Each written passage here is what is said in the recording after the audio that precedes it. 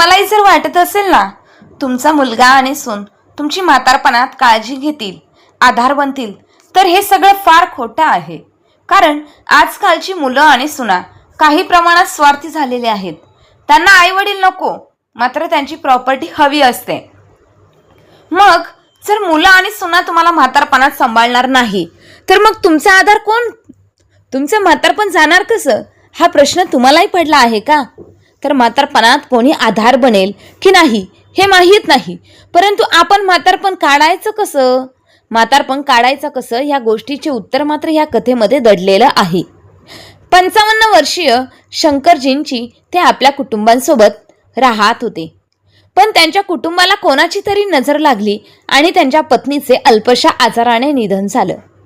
त्यानंतर शंकरजींनी स्वतःला कसंबसं सावरलं आणि पुढे ते आपल्या एकुलता एक मुलगा मोहितचे लग्न लावून दिलं. शंकरजींना वाटलं मुलगा आणि सून म्हातारपणात त्यांची काळजी घेतील, त्यांचा आधार बनेल. पण सर्व या उलट झालं. कुठे चाललात तुम्ही? तुम्हाला सांगितलं होतं ना तुमच्या खोलीतच राहा. स्वतः सडत आहात आणि आता आम्हालाही तुमचे रोग देणार आहात का? गप आत जाऊन बसा, संगीता चिडून म्हणाली. यावर शंकरजी हळू आवाजात म्हणाले, सुनबाई, मी बाहेर येणार नव्हतो, पण माझ्या खोलीतील मडक्यातलं पाणी संपलं आहे आणि ही शिळी भाकरी पाण्याशिवाय गिळली जात नाही. इतक्यात त्यांचा मुलगा मोहित, जो हॉलमध्ये जेवण करत बसला होता, तो येऊन संगीताला म्हणाला, संगीता, तुम्हाला खूप जास्त भाजी वाढली आहे. एक काम कर, ही भाजी त्या म्हाताऱ्याला दे. फेकून देण्यापेक्षा त्या म्हाताऱ्याने खाल्लेली परवडेल. एकतर महागाई खूप वाढलेली आहे. त्यानंतर संगीता मोहितच्या थाळीतून ती उरलेली भाजी शंकरजींना देत म्हणाली, हे बघा, आज तुमचं नशीब चांगलं होतं म्हणून तुम्हाला ही भाजी मिळाली आहे. घ्या आणि यामध्ये भाकर चुरून खा. खरं तर शंकरजींच्या पायाला एक जुनी जखम झालेली होती, जी अनेक दिवसांपासून बरी होऊ शकली नव्हती. त्या जखमेतून रक्त आणि पू वाहत होते, त्यामुळे त्यांच्या जवळही कोणी जास्त जात नव्हतं. दुसऱ्या दिवशी संगीता मोहितला म्हणाली, तुमच्या बापाचं लवकर काहीतरी करा. त्यांची ती जखम पाहून मला तर उलटीच येते. ते यावर मोहित म्हणाला, संगीता, मग तुझं काय म्हणणं आहे? त्यावर उपचार करण्यासाठी मी काय माझं घर विकू का? तुला माहीत आहे का किती खर्च होईल? अहो, माझं म्हणणं आहे की त्यांना सरकारी दवाखान्यात रुग्णालयात दाखल करा. किमान आपल्याला त्यांच्यापासून कसला आजार तरी होणार नाही ना. सरकारी रुग्णालय जाऊन ते फक्त ड्रेसिंग करतात. कोणती जखम आहे माहीत नाही, तशीच ती सुजलेली आहे. खरं तर सरकारी रुग्णालयात फक्त साफसफाई केली जात होती आणि ड्रेसिंग करून काही गोळ्या, औषधं आणि मलम बाहेरून घेण्यास सांगितलं जात होतं. पण मोहित कधीच औषधं किंवा मलम आणत नव्हता. मग जखम बरी तरी कशी होणार होती? शंकरजी व्यवसायाने शेतकरी होते. त्यांना झाडं, पेरणी आणि औषध वनस्पती चांगलं ज्ञान होतं. ज्यावेळी जखमेमुळे वेदना होऊ लागल्या तेव्हा ते काटेरी झाडापासून औषधी पान आणून जखमेवर बांधत असत. त्यामुळे त्यांना थोडाफार आराम मिळायचा. पण जखम इतकी खोल झाली होती की ती आता पूर्णपणे सडत चालली होती. एके रात्री शंकरजींच्या जखमेतील वेदना असह्य होऊन गेल्या होत्या. सुरुवातीला त्यांनी खूप वेळ सगळं सहन केलं, औषधं लावली, पण वेदना वाढतच गेल्या. अखेरीस ते मोहितला जागा करण्यासाठी त्याच्या खोलीजवळ गेले आणि दरवाजा वाजवत म्हणाले, बेटा, खूप वेदना होत आहे, आता मला सहन होत नाहीये. दरवाजा ठोठवल्याचा आवाज ऐकून संगीता जागी झाली आणि तावातावात मोहितला उठवत म्हणाली, उठ बघ, तुझ्या बापाला काय झालं आहे माहीत नाही. ते कशासाठी आपली झोप खराब करत आहे. एकदाचं म्हातारं मरत सुद्धा नाही. आणि मोहित बेफिकीरपणे म्हणाला, तू झोप चुपचाप, त्यांना ओरडू दे. त्यांच्यासाठी मी माझी झोप का खराब करू? मी माझी झोप खराब करू शकत नाही. शंकरजी आपले असह्य वेदनेमुळे झालेले त्रासलेले असताना सुद्धा स्वयंपाकघरात जात आणि थोडीशी हळद काढून आपल्या जखमेवर लावतात.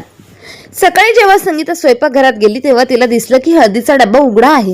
हे पाहून ती रागाने तात्काळ आपल्या नाकावर साडीचा पदर लावून शंकरजींच्या खोलीत जाते आणि तिथे पाहते की शंकरजींच्या पायावर हळदीची पट्टी बांधलेली होती. ते पाहून तिचं रक्त सळसळतं आणि ती जोरात ओरडते, म्हाताऱ्या, स्वयंपाकघरातील हे सामान हात लावायची तुझी ताकद एवढी कशी वाढली आणि एवढी हिंमत कुठून आली तुझ्यामध्ये? ती कशी झाली? थांब, आता मला काहीतरी निर्णय घ्यावेच लागेल. त्यानंतर सुमारे 1-2 तासांनी मोहित काही लोकांना घेऊन येतो. त्यापूर्वी शंकरजी काही समजू शकतात तेव्हा ते लोक त्यांना खाटे उचलून बाहेर घेऊन जाऊ लागतात. त्याच वेळी संगीता पटकन शंकरजींच्या खोलीला बाहेरून कुलूप लावते. शंकरजी घाबरलेल्या अवस्थेत म्हणतात, अरे बेटा बेटा हे काय करत आहेस? कुठे घेऊन जाताय मला? मला खाली उतरवा, मी पडेन. यावर मोहित कठोरपणे म्हणतो, घाबरू नका, तुमची अर्थी निघत नाहीये, फक्त तुमचं व्यवस्थापन आता बाहेर गोठ्यात करतोय. काहीतरी रोग येऊन बसलात, तुमचं वय संपलं, पण आमचं अजून बाकी आहे. आता तुमचं ठिकाण तिथेच असेल आणि लक्षात ठेवा, पुन्हा घरात यायचा प्रयत्न केला तर वाईट परिणाम होतील. आणि कितीतरी वर्षांपूर्वी त्या गोठ्यात एक गाय राहायची आणि तिच्यासाठी शंकरजींनी आपल्या हाताने हा गोठा बनवला होता. त्यांनी कधीही विचार केला नव्हता की भविष्यात त्यांच्यावर अशी वेळ येईल आणि त्यांना या गोठ्यात राहावं लागेल. आता तोच गोठा शंकरजींचं घर बनलं होतं, कारण त्यांच्याकडे आता कसलाच पर्याय मार्ग उरलेला नव्हता. शेवटी पोटच्या मुलाने त्यांच्यावरती ही वेळ आणली होती आणि त्यामुळे ते चुपचाप तिथे पडून राहायचे. भूक लागली तर ते संगीताला आवाज देत असत, पण ती मुद्दाम जाणून बुजून त्यांच्या आवाजाकडे दुर्लक्ष करायची आणि उशिराने जेवण घेऊन यायची, पण लांबूनच जेवणाचं ताट सरकून देत असत. तिला असं वाटत होतं की जणू काही त्यांना स्पर्श केल्यावर मला सुद्धा रोग होईल. अनेक वेळा तिने शंकरजींना जेवणही दिलं नाही. जेव्हा भूक असाही होऊ लागायची तेव्हा शंकरजी घराबाहेर जायचे. त्यांना शेजाऱ्यांकडून जेवण मागवायचे आणि जेवण मागवायची लाज वाटायची म्हणून ते बाजारात जाऊन भीक मागत असत. कधी कधी एखादा दयाळू व्यक्ती त्यांना जेवण देत असायचा, तर कधी ते पूर्ण दिवसभर भुकेलेले राहायचे. एक दिवस संगीता रागाने मोहितला म्हणते, हा तुमचा वयस्कर बाप एकदाचा मरत का नाही ना? आपल्याला शांतपणे जगू देतोय. दिवसभर खात असतात तरी ह्या माणसाचं पोट भरत नाही. आता तर बाजारात जाऊन भीक मागायला लागले आहेत. खरं सांगायचं तर मी या म्हाताऱ्याला खूप वैतागले आहे. मन करतंय की त्याच्या जेवणात विष मिसळून द्यावं. संगीता हे बोलतच असताना शंकरजी यांनी बाहेरून येत असताना त्यांना पाहून मोहितचा राग पुन्हा भडकला. तो ताबडतोब त्यांच्या जवळ जाऊन त्यांना धक्काबुक्के देतो आणि घराबाहेर काढतो आणि म्हणतो, जा, जिथे तुला जेवण मिळतंय तिथे तुझं राहायचं ठिकाण कर. आता इथे येण्याची काहीच गरज नाही. शंकरजी कापऱ्या आवाजात म्हणतात, बेटा असं करू नकोस. मी कुठे जाणार? माझ्यावर दया कर. मी तुझा बाप आहे. आता मी कधीही बाहेर जाणार नाही. मला माफ कर. शंकरजी गळ घालून म्हणाले. पण मोहितचं हृदय जणू काही दगडच बांधलेलं होतं. दोघांनी मिळून शंकरजींना गेटच्या बाहेर काढलं. डोळ्यात असं शंकरजींनी रस्त्यावरून चालत निघाले. उन्हाळ्याचे दिवस चालू होते. सर्व शरीरातून घामाच्या धारा वाहत होत्या. ते चालत असताना पोचले. तिथे गेल्यावर ते सावलीसाठी एका मोठ्या झाडाजवळ गेले. त्या झाडाखाली एक UP साईडचा भैया हातगाडीवर कुंड्यांमध्ये लावलेली छोटी छोटी रोपं विकत होता. शंकरजी त्या विकणाऱ्या झाडांजवळ जाऊन बसले. त्याचे कपडे मळलेले आणि पायावर हळदीची पट्टी बांधली होती व डोळ्यात अश्रू होते. ते शांतपणे बसून विचार करत होते की आता कुठे जायचं आणि पोट भरण्यासाठी काय करायचं. त्याच वेळी झाडं विकणाऱ्या माणसाजवळ एक माणूस थांबला आणि म्हणाला, भैया हे झाड कुंडीत वाढेल का? आणि मी ऐकलं आहे याला लावण्यासाठी काही खास उपाय करावा लागतो. यावर झाड विकणाऱ्याने उत्तर दिलं, अरे नाही, कोणता खास उपाय करावा लागत नाही आणि हे तुम्ही कुठेही लावू शकता. हे एक उत्तम बीजांपासून आलेलं झाड आहे. तेव्हा शंकरजी स्वतःला थांबू शकले नाही आणि म्हणाले, नाही बेटा, हे झाड कुंडीत वाढणार नाही आणि जर कुंडीतच वाढवायचं असेल तर यामध्ये थोडंसं शेणखत घाल, मग याची वाढ चांगली होईल. या झाडाला सूर्यप्रकाश खूप आवडतो म्हणून याला उन्हात ठेव. शंकरजींचे हे वाक्य ऐकून झाड खरेदी करणारा माणूस आश्चर्यचकित झाला आणि म्हणाला, अरे वा काका, असं वाटतंय की तुम्हाला झाडांबद्दल आणि पिकांबद्दल खूपच माहिती आहे आणि खूप सारी माहिती आहे. पण तुम्ही काय करता? हो बेटा, मी शेतकरी आहे म्हणून झाडं आणि पिकांबद्दल माहिती आहे. सध्या तर रस्त्यावरच्या धुळीवरच बसलोय मी. शंकरजींनी हसून उत्तर देतात आणि झाड खरेदी करायला आलेला माणूस, त्यांचं नाव परशुराम होतं. तो विचारतो, काका, माझ्या एका मित्राला माळ्याची गरज आहे, तुम्ही ते काम कराल का? शंकरजी उदास होऊन म्हणतात, बेटा तुला काय सांगू, ही माझी जखम, ज्याच्यामुळे माझ्या मुलाने आता मला घरातून बाहेर काढलं आहे. मग आता मला दुसरं कोण आहे आपल्याजवळ करणारा? परशुराम चिंता व्यक्त करून विचारतो, फक्त जखमेमुळे मुलाने तुम्हाला घराबाहेर काढलं? हो बेटा, माझ्या सुनेला व मुलाला माझी किळस वाटू लागली होती. परशुराम डोक्याला हात लावतो आणि म्हणतो, हे काय आजकालची तरुण? काका, तुम्ही हॉस्पिटलमध्ये उपचार केले होते का? बेटा, माझ्या मुलाने मला सरकारी रुग्णालयात नेलं होतं, फक्त पट्टी बदलून मला घरी पाठवले. माझ्या मुलाने कोणतीही औषधं गोळ्या काहीच घेतलेलं नाही. तेव्हापासून असाच प्रकार सुरू आहे. परशुरामला शंकरजींच्या अवस्थेबद्दल दया येते. तो त्यांच्या जवळच्या क्लिनिकमध्ये येऊन जातो.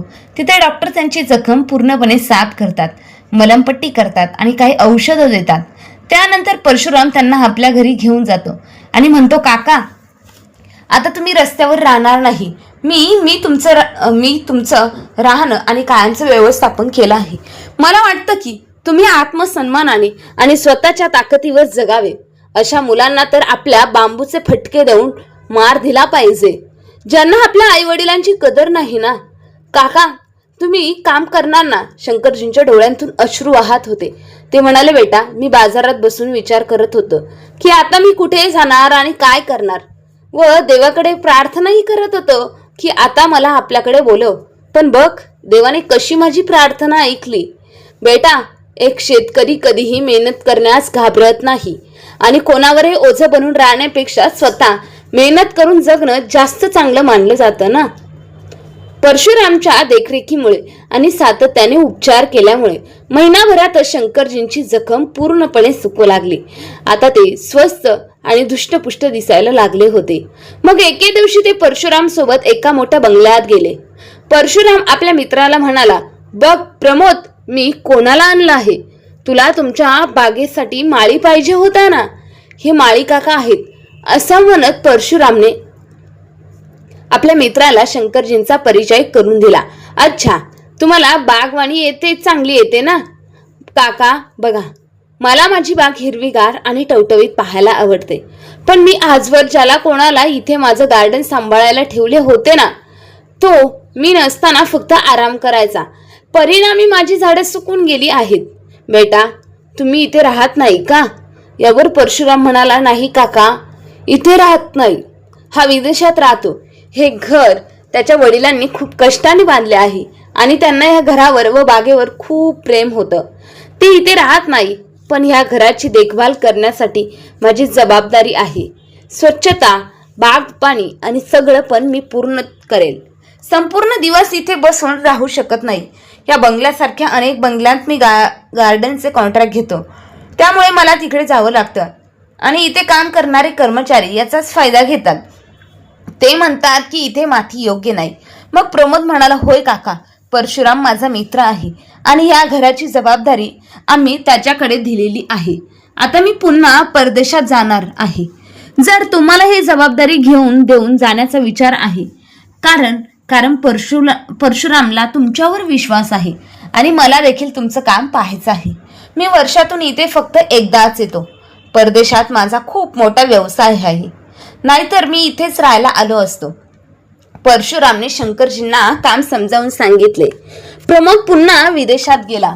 परदेशी गेल्यानंतर त्यानंतर शंकरजींनी 6 महिन्यातच केवळ बागेच नव्हे तर संपूर्ण बंगला बदलून टाकला. त्यांना कुठल्याही कामगारांना बेजबाबदार होण्याची संधी दिली नाही. दिवस जात गेले आणि वर्षही पूर्ण झाले. जेव्हा प्रमोद आपल्या फॅमिलीसह उन्हाळ्याच्या सुट्ट्यांमध्ये आपल्या बंगल्यात परत आला होता, तेव्हा त्याला आपलं गार्डन पाहून विश्वासच बसला नाही. त्याने मध्यंतरी बागेचे फोटो आणि व्हिडिओ पाहिलेच होते, पण आज प्रत्यक्षात ते गार्डन पाहून तो खूप खुश झाला. प्रमोदचा 17 वर्षांचा मुलगा सॅडी बंगल्यासमोरील फुले झाडे पाहून शंकरजींना म्हणतो, आजोबा, तुम्ही हे सगळं कसं केलं? तुम्हाला माहीत आहे का, जर तुम्ही तुमचे गार्डनिंगचे टिप्स यूट्यूबवरती सांगितले तर तुम्ही खूप फेमस होऊ शकाल. अरे बेटा, मला हे सगळं कसं येईल? मी फक्त माती वीज, फुले, झाड याबद्दल जाणतो आणि हे करणं मला खूप आवडतं. आजोबा, तुम्ही चिंता करू नका. तुम्हाला फक्त तुमचं आवडतीचं काम करायचं आहे. बाकी व्हिडिओ आणि चॅनल मी तयार करेल. आता आम्ही इथे संपूर्ण 1 महिना आहोत आणि परदेशात जाण्यापूर्वी मी तुम्हाला सर्व काही शिकवून जाईल. पहा, जेव्हा लोक तुम्हाला गार्डनिंग करताना पाहतील आणि शिकतील तेव्हा तुम्ही किती प्रसिद्ध होऊ शकता. त्यानंतर सँडीने शंकरजी यांचा व्हिडिओ आणि चॅनल तयार करायला सुरुवात केली आणि सर्वांच्या अपेक्षांच्या पलीकडे शंकरजी लवकरच इतके फेमस झाले की लोक त्यांना सर्वत्र ओळखू लागले. त्यांना देश विदेशातून फोन येऊ लागले कारण त्यांना झाडं, औषधं आणि वनस्पती यांविषयी खूप सारी माहिती होती. त्यामुळे त्या विषयावर देखील त्यांनी ते व्हिडिओ तयार केले. 1 महिन्यानंतर प्रमोद आपल्या कुटुंबासह पुन्हा परदेशात गेला. त्याच्या मुलाने शंकरजी यांना यूट्यूबवर व्हिडिओ कसे अपलोड करायचे, व्हिडिओ कशा प्रकारे शूट करायचे हे सर्व खूप छान प्रकारे समजावून सांगितलं होतं. आणि आता शंकरजी स्वतः व्हिडिओ शूट करायचे आणि आता ते स्वतःही यूट्यूबवरती व्हिडिओ अपलोड करत असत. पुढे 6 महिन्यांनी भारतातील एका मोठ्या औषध उत्पादक कंपनीने शंकरजी यांना आपल्या कंपनीचं भागीदार बनवलं. आता शंकरजींकडे नाव, पैसा, पद हे सगळं होतं, तरी देखील ते त्याच बंगल्यात काम करत होते. त्यानंतर पुढे असेच 2 वर्ष निघून गेले.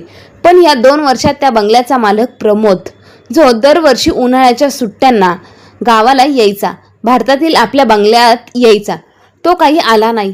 त्यामुळे शंकरजी थोडे चिंतित होते. पण प्रमोद वेळोवेळी सर्वांचे पगार पाठवत होता. शंकरजी यांनी परशुरामला प्रमोद न येण्याचे कारण विचारलं, परंतु त्याला देखील माहीत नव्हतं. आता शंकरजी यांना प्रश्न पडला होता की या बंगल्याचा मालक प्रमोद याही वर्षी देखील येणार आहे की नाही माहीत नाही. पण पुढचे 4-5 दिवसानंतर परशुरामचा त्यांना फोन आला की प्रमोद येणार आहे. त्यामुळे शंकरजी हे खूप आनंदी झाले. यावेळी प्रमोद एकटाच आला होता. तेव्हा शंकरजी त्याला म्हणाले, बेटा, तू एकटाच आलास? हो काका, खरं तर यावेळी मी ते सुट्टी घालवण्यासाठी आलो नाही, तर माझा हा बंगला विकण्यासाठी आलो आहे. कारण मागच्या 2 वर्षात माझा व्यवसाय खूप तोट्यात गेला. माझा हा बंगला मी विकू इच्छित नाही, पण इतक्या दुरून याची देखभाल करणे खूप कठीण होऊ लागले आहे. त्यामुळे मी आता हा माझा बंगला तुम्हाला विकू इच्छितो. कारण जो माणूस याचा मालक न होता याची इतकी चांगल्या प्रकारे देखभाल करू शकतो, काळजी घेऊ शकतो, तो मालक बनून याची किती चांगल्या पद्धतीने काळजी करेल. आता हा बंगला योग्य हाती आहे आणि याला विकताना मी तुमच्याकडून बाजारभाव घेणार नाही. जे तुम्ही देऊ शकाल ते द्या. बेटा, जेव्हा माझ्या अडचणीच्या काळात तू मला तुझी खूप मदत झाली होती, तू मला आधार दिला होतास, मदत केली आणि आता माझ्यावर विश्वास ठेवून तुझ्या पित्याच्या दरबाराचा मालक करत आहेस, तर मी त्याची योग्य किंमत नक्कीच देईल. कारण परमेश्वराच्या कृपेने ह्या घरातूनच मला माझ्या रोजगाराची संधी मिळाली आहे. त्यामुळे हा बंगला माझ्यासाठी भाग्यलक्ष्मी आहे. तू दूर जाऊनही या घराला नेहमी तुमचं घर समज आणि याच घरी दारात तुमच्यासाठी नेहमी उघडं राहील. प्रमोदच्या जाण्यानंतर शंकरजींनी त्या घरातील उर्वरित भागातही बागवानी सुरू केली आणि जडीबुटी, झाडं, वनस्पती लावायला सुरुवात केली. तसेच त्यांनी बंगल्याच्या बाजूला असलेली मोकळी जागा विकत घेऊन तिथे एक नर्सरी देखील सुरू केली. कारण ते एक प्रसिद्ध व्यक्तिमत्व बनले होते. त्यांच्या नर्सरीत नेहमीच गर्दी असायची. काही लोक तर त्यांच्यासोबत फक्त एक फोटो काढण्यासाठी आणि त्यांना पाहण्यासाठीच तिथे त्यांच्या त्या नर्सरीमध्ये येत असत. तर तिकडे एक दिवस सकाळी काही लोक मोहितच्या घराचे दार ठोठावत जसे तो दार उघडतो, एक व्यक्ती त्याच्या जवळ येतो आणि म्हणतो, हे घर रिकामं करण्याची ही नोटीस आहे. तुम्हाला एका आठवड्यातच हे घर रिकामे करावे लागेल. संगीता मोहितच्या मागून म्हणाली, तुम्ही कोण आहात जे आम्हाला आमच्या घरातून बाहेर काढायला आला आहात? आम्ही इथे काय भाडेनी राहत नाही. हे घर आमचं आहे. हे घर आहे पहा. आम्हाला काही माहीत नाही. आम्हाला तर कोर्टाच्या नोटीसनुसार चालायचं आहे. कोर्टानुसार हे घर ज्याचं आहे त्यांनी तुमच्यावर हे घर जबरदस्तीने काबीज केल्याचा आरोप केला आहे. मग मोहित म्हणाला, अरे जा, आम्ही शिकलेलो आहोत. आजकालच्या फ्रॉडला मी चांगलं ओळखतो. ज्याचं घर होतं ते 3 वर्षापूर्वीच वारले आहेत. ते माझे वडील होते. मोहितने भिंतीवर लटकवलेला फोटोकडे हात दाखवत सांगितले, तुम्हाला काय वाटलं? इतक्या सहजपणे येऊन तुम्ही आम्हाला काहीतरी सांगाल आणि आम्ही गप्प गुमाट्याने हे घर खाली करू? जा, बाहेर जा, इथून निघून जा, मी पोलिसांना बोलवतो. मोहितचं असं म्हणतात शंकरजी मागून म्हणाले, बेटा, पोलिसांना बोलवलं तर स्वतः अडचणीत पडशील. तसंही मी पोलिसांना आधीच बोलवलेलं आहे, कारण मला माहीतच होतं की तुमच्यासारखे लोक इतक्या खालच्या पातळीला इतक्या सहजपणे हे घर रिकामं करणार नाही. अच्छा, तुम्ही जिवंत आहात का? पण तुम्ही काही सिद्ध करू शकणार नाहीये. घराचे कागदपत्र माझ्याकडे आहे आणि मी पोलीस, वकील सगळ्यांना पैसे देऊन हे घर माझ्या नावावर करेन. आता तुमच्याकडे हे कोर्ट कचोरी करण्यात इतपत देखील पैसे नसतील, त्यामुळे तुमच्या इतके वर्ष मागे नेणे काही उपयोग नाही. इतक्यात पोलिस येतात. काही सांगण्याआधीच मोहित पोलिसांना एका बाजूला नेऊन सांगतो की सर, हे माझे वडील आहेत. ते 3 वर्षापूर्वी हे घर सोडून निघून गेले होते आणि त्यांची मानसिक अवस्था ठीक नाही आहे. आता इतक्या वर्षांनी हे घर माझं आहे आणि हे ओरडत आहे की हे घर खाली करा. तुम्ही हवं असेल तर माझ्याकडून काही घेऊन हे प्रकरण मिटून टाका, कारण उगाचच याचा पागलपणा या माणसाला कशाला व्हॅल्यू देता. यावर इन्स्पेक्टर साहेब म्हणाले, हो, तुम्ही काही चिंता करू नका, मी हे प्रकरण माझ्या पद्धतीने सोडवण्याचा प्रयत्न करतो. असं म्हणत इन्स्पेक्टर साहेब हे शंकरजींकडे जाऊन म्हणतात, नमस्ते सर, तुमच्या बंगल्याची चर्चा सर्वत्र आहे. मग तुम्ही या छोट्या घराचं काय करणार? अरे बेटा, हे घर मी एखाद्या गरीबाला दान करू इच्छितो, पण ह्या नालायकाला देणार नाही, कारण तो यासाठी पात्र नाही. शंकरजी असं म्हणतात. इन्स्पेक्टर साहेब मोहितला म्हणतात, तुम्हाला हे घर आता खाली करावंच लागेल. जर तुमचे वडील म्हणत आहे की मला हे लोकांना माझ्या घरात ठेवायचं नाही, तर मग आम्ही कोण जे तुम्हाला इथे राहून देऊ शकतो? पण ते इतके मोठे माणूस आहेत, मग ते ह्या चुकीशी कसे करू शकतात? यावर मोहित म्हणाला, मोठा माणूस? साहेब, तुमचं काहीतरी चुकतंय. तुमचा चुकीचा गैरसमज होत आहे. हा माणूस सामान्य माणूस आहे. मग पोलीस म्हणाले, कदाचित तुम्हाला माहीत नाही असं दिसत आहे. हे आजकालच्या काळातील खूप मोठे गार्डनर आणि यूट्यूबर आहेत. फक्त आणि फक्त या शहरात नाही, तर देश विदेशात लोक त्यांना ओळखतात. या शहरात त्यांचा करोडोंचा बंगला आहे, तरी हे घर मागत आहे, तर नक्कीच त्या पाठीमागे काहीतरी महत्त्वाचं कारण असू शकते आणि हे या घरावर आपला हक्क दाखवत आहेत, म्हणजे नक्कीच हे घर त्यांच्या नावावर असेल. पोलिसांची ही गोष्ट ऐकून संगीता आणि मोहितला खूप मोठा धक्का बसला. आपल्या नावे संकटात डुबलेली स्थिती पाहून मोहित म्हणाला, बाबा, चूक तर मुलांकडूनच होत असते ना, पण याचा अर्थ असा नाही की त्याचे पालक त्यांना इतकी मोठी शिक्षा देतात. त्यापूर्वी तो आणखीनच काही बोलणार तितक्यात तिथेच शंकरजी त्याला एक जोरदार थापड मारतात आणि म्हणाले, माफी त्यांनीच मागितली जाते ज्यांनी गुन्ह्यांची नाही. आता तू समजून घे की जर आई वडील आपल्या मुलांवर प्रेम करू शकतात आणि त्यांच्या प्रत्येक इच्छा पूर्ण करू शकतात, तर वेळ आल्यावर ते त्यांना मातीमध्येही मिसळू शकतात. आता लवकर उठ, हे घर रिकामं कर आणि माझ्या नजरेपासून दूर हो. वडिलांचं ते रौद्र रूप पाहून मोहित आणि संगीता त्यांच्या पायावर पडून रडून माफी मागू लागले. पण शंकरजींचं प्रेम आता कुठेतरी दफन झालं होतं. त्यांना आता आपल्या मुलावर आणि सुनेवर कोणत्याही प्रकारची दया येत नव्हती. ते काही न बोलता आपल्या कारमध्ये बसलेले आणि आपल्या मोठ्या बंगल्याकडे रवाना झाले. मोहित व संगीता अजूनही थोडे घाबरलेले होते. त्यांनाही समजलं की त्यांनी इतकं वाईट वागणूक दिली आहे जो आज कुठे पोचला आहे, पण दुर्दैवाने आता त्यांना काहीतरी करता येणार नाही. शंकरजींनी आपल्या मुलाला आणि सुनेला एकदाही मागे वळून पाहिले नाही आणि ते दोघेही दारोदार ठोकरत खत राहिले आणि त्यांना हे समजलं की त्यांनी शंकरजींशी किती वाईट वर्तन केलं आहे. आज मोहित आणि संगीता त्यांचं कृत्य भोगत होते आणि दर भटकायला भाग गेले होते. ते आपल्या कर्माचे फळ भोगत होते. कोणीतरी खरंच म्हटलं आहे की वेळ बदलायला जास्त वेळ लागत नाही. आज सूर्यप्रकाश आहे तर उद्या सावली असणारच आहे. आज अंधार आहे तर उद्या प्रकाश असणारच आहे. आज दारिद्र्य आहे तर उद्या श्रीमंती असणारच आहे. आणि आज म्हणूनच आपल्याला चांगल्या वेळेपेक्षा चांगले कर्म करायला हवे. चुकीचे कर्म करून पटकन मिळवण्याचं यश प्रयत्न करणे योग्य नाही. तर तुम्ही आज कोणाबरोबर वाईट वागलात तर कधी ना कधी तुमच्याबरोबरही वाईट होईलच. तसंच जर तुम्ही कोणाबरोबर चांगलं केलं असेल तर तुम्ही कोणाबरोबर तरी चांगलं केलं असेल तर तुमच्याही सोबतही चांगलं होईल. त्यामुळे चांगले करत राहा. कारण फळ देणारा एकच आहे, तो म्हणजे परमेश्वर. आणि तर मित्र आणि मैत्रिणींनो, ही कथा तुम्हाला आवडली असेल तर आपल्या चॅनलला लाईक, शेअर, सबस्क्राईब नक्की करा. धन्यवाद.